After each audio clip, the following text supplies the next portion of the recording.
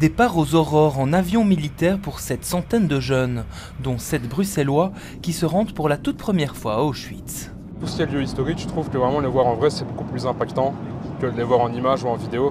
On sent vraiment toute cette présence qui est très différente du simple documentaire. En Pologne, 1 heure de route et enfin le camp d'Auschwitz et ses baraquements. Plus loin, c'est ce portail qui frappe directement Hugues. Quand je vois le panneau, il est écrit le travail rend libre.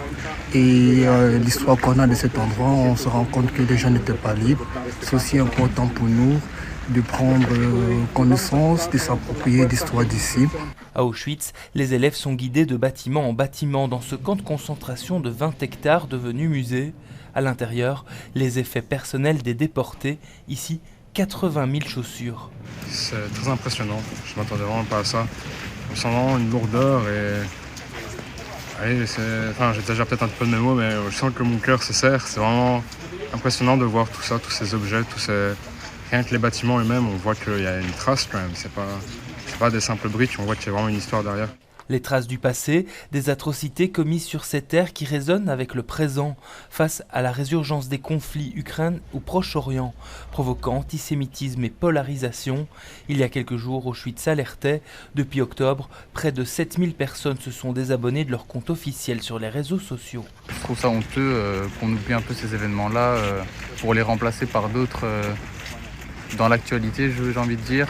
Peu importe les conflits qu'il y a dans le monde, ça ne justifie pas ce qui s'est passé avant. Il doit certainement y avoir des communs entre eux, mais on ne peut pas comparer quelque chose qui s'est passé il y a autant d'années avec ce qui se passe aujourd'hui. On n'est pas dans le même contexte.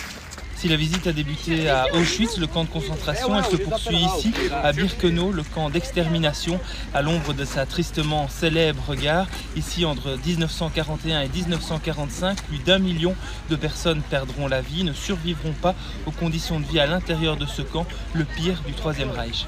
Sur cette plaine enneigée, les baraques où survivaient les déportés, ceux qui n'avaient pas été gazés à leur arrivée, des conditions de vie accentuées par la saison. Dire que les détenus devaient porter des tenues pas très confortables pour ce temps-ci, alors oui, c'était juste horrible.